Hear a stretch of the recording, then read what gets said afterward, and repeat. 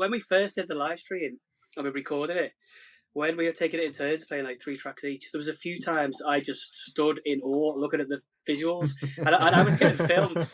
And I'd forget it was happening. I'd forget I was getting recorded, and suddenly go, oh yeah, oh, this is our thing, isn't it? But honestly, they are epic.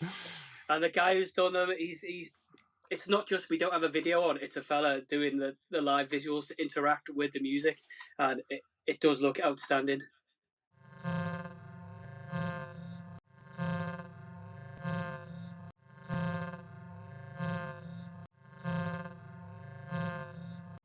This one. Hey, here we go.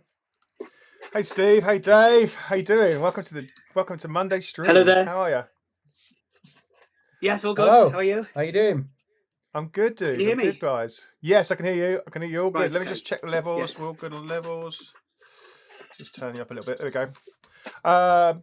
Before we get started, do we need to talk about the football? we haven't mentioned it before. It's just an unwritten rule. No, let's leave that one, I think. Yeah. How are you both? How's the last 18 months been? How was the pandemic for you both? Who wants to go first? That's quite a question. How was the last 18 months? Yeah, they've been okay. We've been keeping busy, haven't we? Yeah, I mean, I think for like a lot of people, I think it was good for a while. Certainly for the first bit. It's nice to get off the hamster wheel, to crack on with a load of things that we would never have normally had time and energy to space to be able to do it.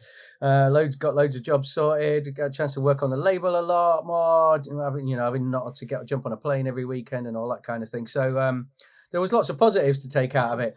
By the end of last year, I was getting itchy feet to get back out there again, and so the second lockdown was definitely harder than the first. But yeah, it's nice that we're all getting back out there again now, slowly but surely. Things are very different, yeah, taking the positives away from it, I think, is all you can really do. Really, I mean, certainly turned everybody's lives on their heads, didn't they? So. Yeah, yes. And I think we thought, as a label point of view, rather than, I mean, a lot of people and artists and labels decided to take a back seat and say, if we're releasing music and it's not going to get played in the clubs, then what's the point? But I think we came from the mindset of, it's bad enough already, imagine if there's no new music. So we just kept at it, churning it out. And as Dave said, lots was happening behind the scenes. We were ready to unleash, slowly but surely. I was going to say, did you change your release schedules, or did you change things? Did anything happen with label wise?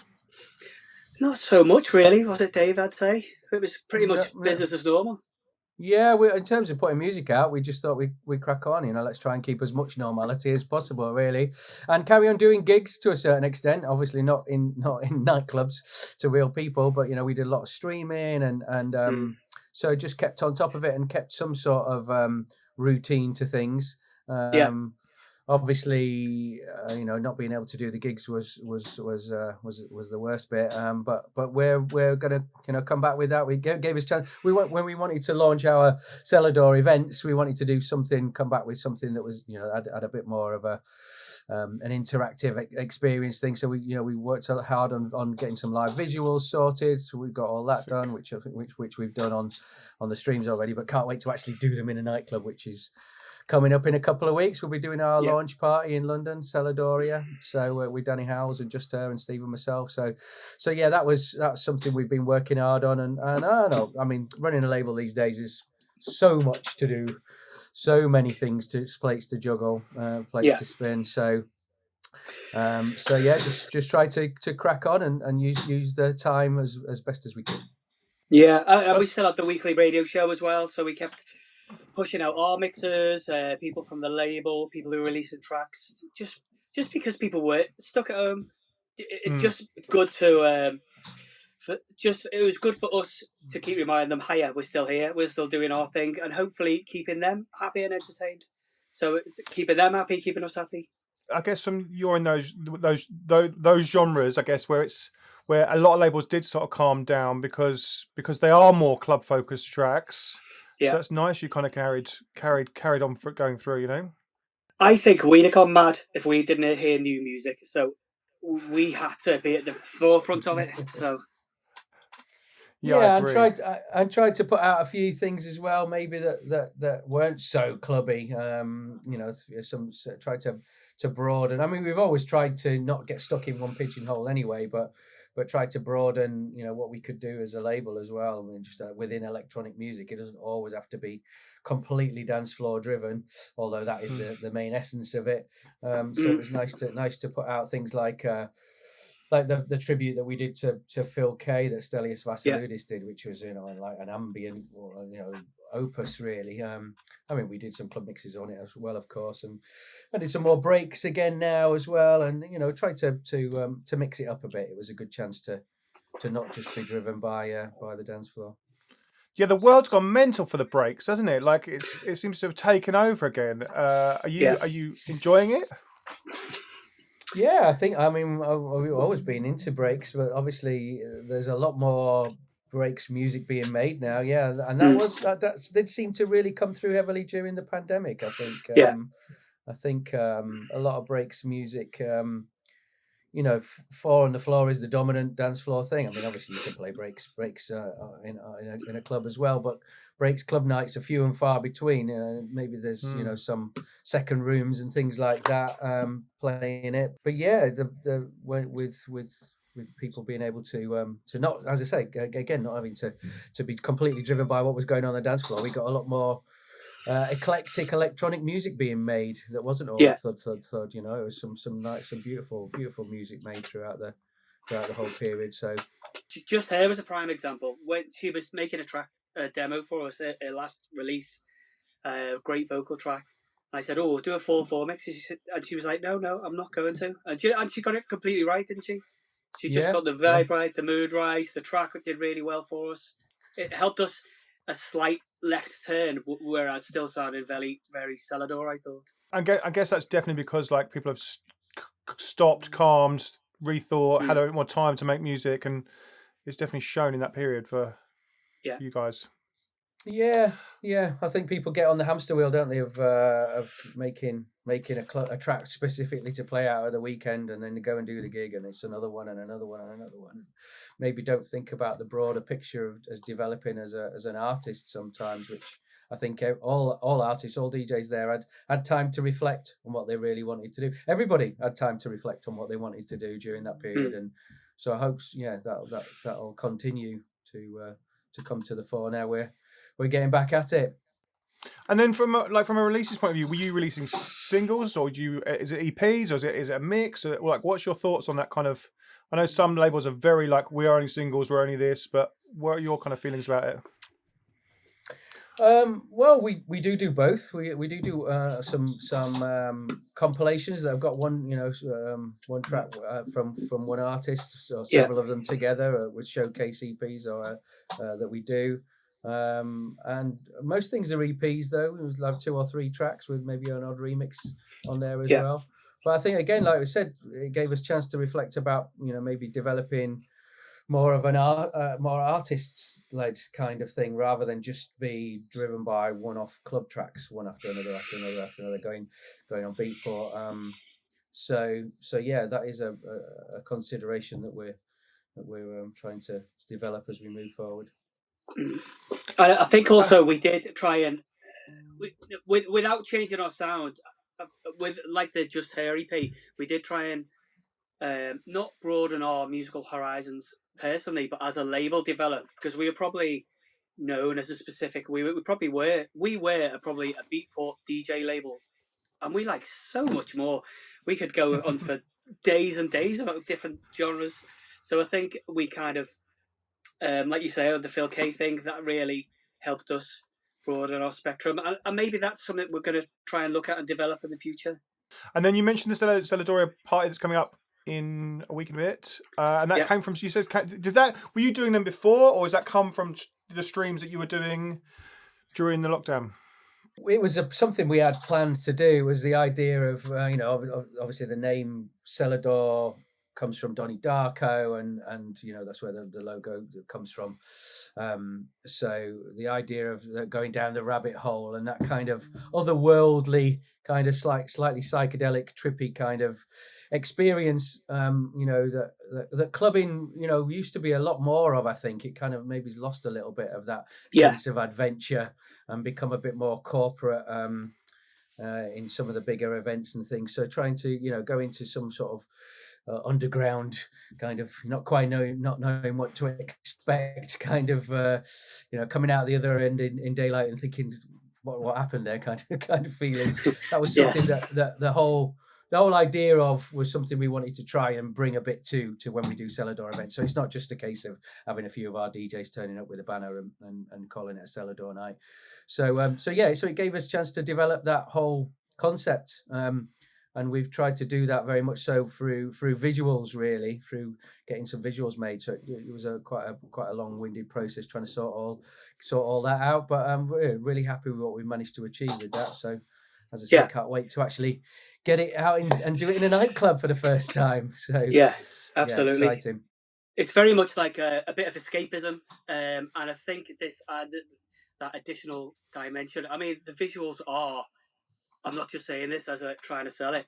The visuals are outstanding. When we first did the live stream and we recorded it, when we were taking it in turns, playing like 3 tracks each, there was a few times I just stood in awe looking at the visuals, and I was getting filmed.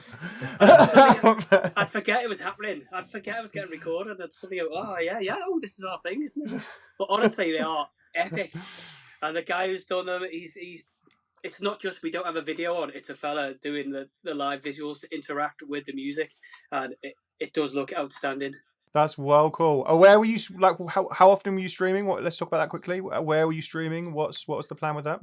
Well, that initial one was just a one-off that we recorded. We went down to the guy who did the visuals, and we recorded a Selador stream with him interacting for us. So that was kind of like to fly the flag, to show everybody what the idea was all about. And that was, when did we do that? About 6 months into the first lockdown? Yeah, last September. I mean, we were doing streams individually. We were trying to, I mean, Steve was doing every week to start off with. Yeah. Just to try to keep some sort of normality. Yeah. I loved it as well. I was doing every few weeks. And then, but then, for Selador, we kind of did the one together in September.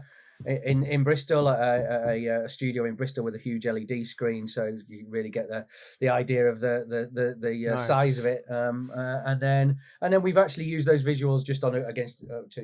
We did a few more against the green screen. I've done one, Steve's done one, Anthony Papa did one, Claire's done one. That's just and just used against the green screen and used the visuals behind it as well. So I don't know, we've done half a dozen or something of the Selador ones. And then individually we did a lot to start with, like a lot of people did, where everybody was stuck at home and watching a lot of streaming. And then as things, as we opened up after that first one and streaming didn't quite have the same amount of impact, we carried on. We did quite a bit through the second one as well, but not as prolific as some people have been, including yourself. Fair play.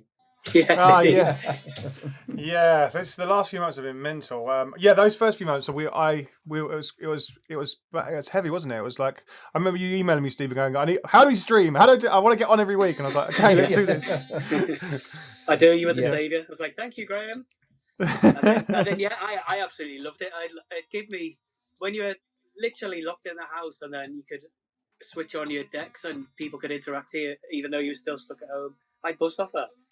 It was great. Yeah. I mean, as people know me as a DJ, it's very difficult to get me off the decks. So once I started, I'd suddenly realized I'd start at 8 o'clock and realised it's 3 a.m. I was like, I'll probably go to bed in a minute. So it was good fun. Yeah, I know. Even I had COVID at the end of July, and I was like, the gang were like, "Are you still going to stream?" And I was like, I'm like literally in my living room, living in my living room for weeks just to isolate. And I was like, yeah, I'll just bring me all the kit up and I'll still go on. It'll be a laugh, it'll be croaky, it'll be a laugh, but at least I'll be like interacting. It'll keep me sane, Yeah. Are you enjoying this interview? If you are, consider subscribing to us on YouTube. And if you want to watch them live, come and join us on Twitch. The link's below, twitch.tv/Graham Farmer. We have live interviews, A&R sessions, demo listening sessions. We get labels that are signing records. Come and join us on Twitch. It's good fun. Let's jump back into the interview, though. Let's go. Right, let's have a look just quickly before we carry on. Sam has joined. Man, Sam's just joined. He's just got home from Park Live. Man, I bet he's feeling great. Or her. That's good going. Are you Samantha? So she is a Samantha. So you just got home from Park Life. Whoa! Thanks for joining us. Hope you're feeling well. Drink some water. Have a, give yourself a little hug. Well done.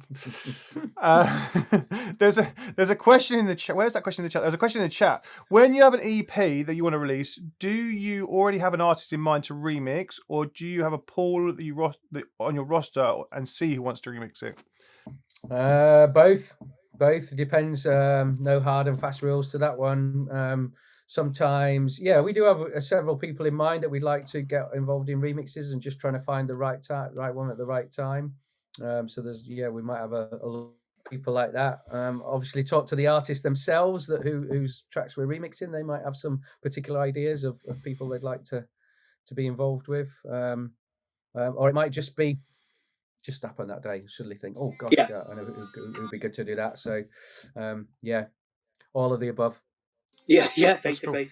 Let's talk about it. We played a couple of tracks off your upcoming EP that's out this Friday. Again, this is a remix thing. So how did this all start? Let's talk about that. I guess Steve can tell us about it. They were tracks that all came out in the last 18 months-ish or so. And I just thought I think two of them hadn't been remixed and one of them had previously. But I just thought we'd start putting an EP together of new versions of previously released tracks and see what we could do with them. So my remixer list is like pages long of people who I like. And out of about 5 people that we asked, 3 of them came back straight away and said yes. So I was quite delighted because they were quite a varied mix, quite a mix of musical styles and DJs and producers I love, and a mixture of older and newer artists. So I mean, I was very happy. It was like a box ticker for me. That's really good. Yeah, I mean, on there, let's just go through the list quickly. So Renata Cohen, obviously, is your old. Babetta, and then Doc Martin. Yeah. We played 2 of them before. We'll play another one in a bit. Wicked. And then they're out on Friday. Yes, coming on Friday on Spotify and Apple and Beatport.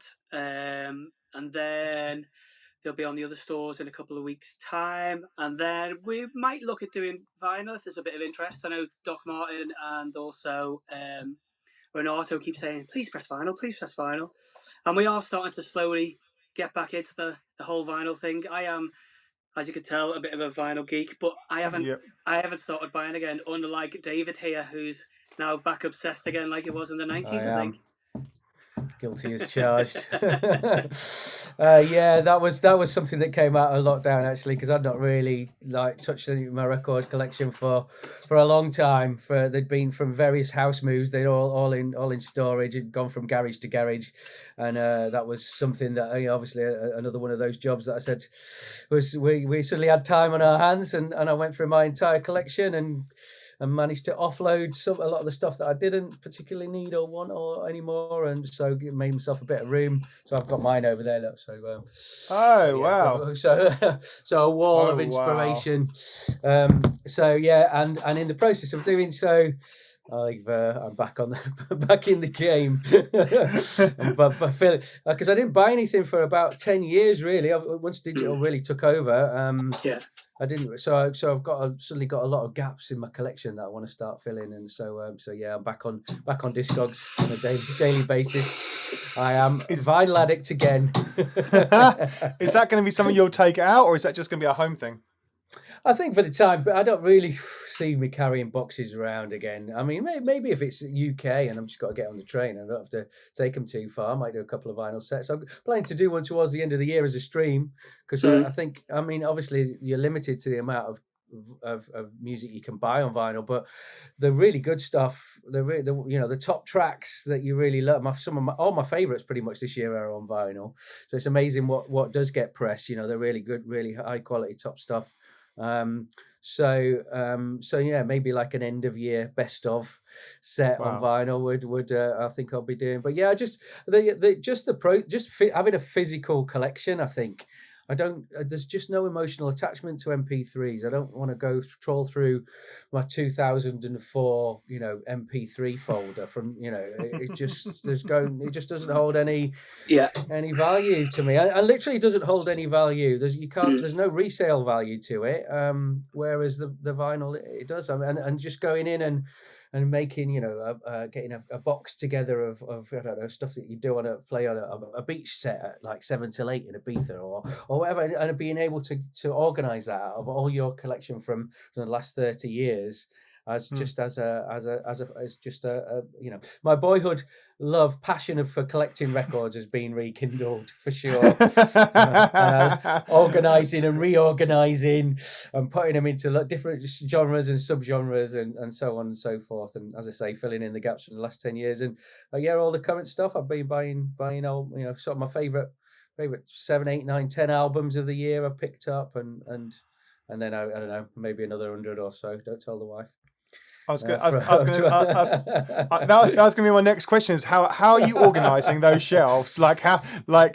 Is it all chaos, or have you got some organisation to your vinyl shelves? As I say, I'm really enjoying that process as well. Having a physical collection, and I've started to do it with books and all sorts. Just having a wall of inspiration, like an archive that's got some sort of order to it, because it was all over the place in various boxes in the loft. And so to actually be able to get it out and actually start organising it, and just so many memories and so many, but also so much inspiration there as well when going to make music, to be able to go back through certain, if you want to go in and make a certain genre of a certain record, and you've got 30 years to pool, and you can put all your favorites into one thing.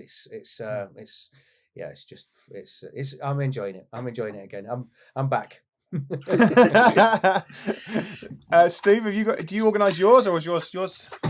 I used to be a lot more organised, but for various getting my office done up and moving it through different records, being in my mum's or my nan's, and then more turning up, it's a bit higgledy-piggledy at the moment. I kind of have. Over there's my Shelley section and my Cream section. It's very Balearic down there, so it's kind of. But that I don't know if you can see it, but I've gone the wrong way. That is just a random mess. The ones over here are a bit of a random mess. But yeah, when I need to sort that out one day. I think I just look at the job in hand and go, that is a lot of work. When it gets to like 8 to 10,000 records I've still got left, you just think, oh lordy. One day, I just want to do one shelf at a time. But yeah, that's why we're back that's why we're back doing Selador vinyl again. I think it's really good to be able to at least put at the moment it's only a couple of releases a year. We'd like to do a bit more, but there's something really special about putting out a physical product, and there's a lot. Yeah, I mean, obviously it's going up and up. We've even got a new record shop in our local town now, just opened up. So nice. So, I mean, not electronic, it's more of a broad thing, but just goes to show that record shops are opening in the smaller towns again, which obviously disappeared for a long, long time. So that's lovely to see. Yeah, I think we've got one in, like, we're in Milton Keynes, and I think there's one in Northampton. There's one in Northampton, but there's not one here, that's for sure. Have you thought about going into the? I know some of the labels have gone into like some of the older medium, like tapes. Have you thought about doing? Have you considered that for the label as well? We haven't done it at the moment, but I wouldn't be opposed to doing some. So I mean, the whole idea of people like to collect physical things, as I say, and the MP3s and Spotify playlists. They have obviously they're very convenient. They have their use, but you've got nothing to hold. It's nothing tangible. No. So whether the whole Bandcamp thing was something else that we got up and running with during lockdown as well. And more people want more and more merchandise and physical products. So it's something we definitely intend to expand on. We shall watch this space. Yeah, t-shirts we've been doing. I think we're both supporting. Nice. There you go. See, that wasn't even planned. It wasn't even planned. It was just reorganised. Nice. That's really cool. I need to get t-shirts. I'm sure we can hook you up with some. They're all on our Bandcamp page. If you go on Bandcamp, Selador. I'll go and grab one. Oh, that's nice. I like that. Yeah, mine's Wasted Heroes. Yeah. They're cool, aren't they? Nice. I love those guys. Wicked. What else is on my list before we jump into listening to some demos? Selador event, play the track. Wicked. And I hear it's your birthday tomorrow, Steve.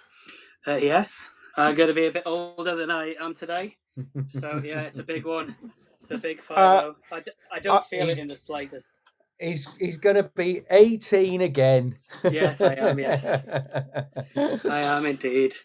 Those in the chat will know that we have a birthday button on the effects deck. So I've reloaded it just for you. Yes. It's cheesy as hell. Guys in the chat, do you remember the cheesy as hell birthday button? So let's go for this. Here we go.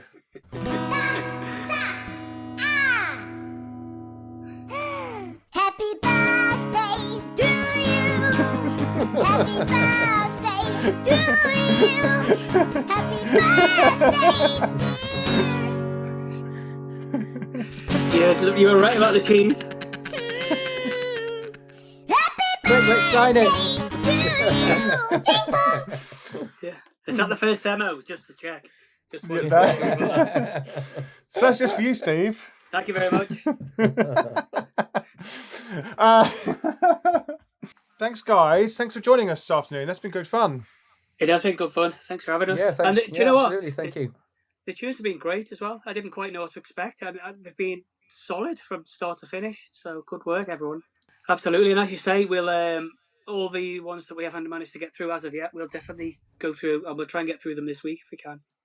Amazing, thank you. Yeah, so we'll also you've got the spreadsheet, so you can and all the email addresses, so you can go back to if you need to. Brilliant stuff. All right, great, brilliant, amazing. And well, we'll see you. I will see you in London for the Seladoria.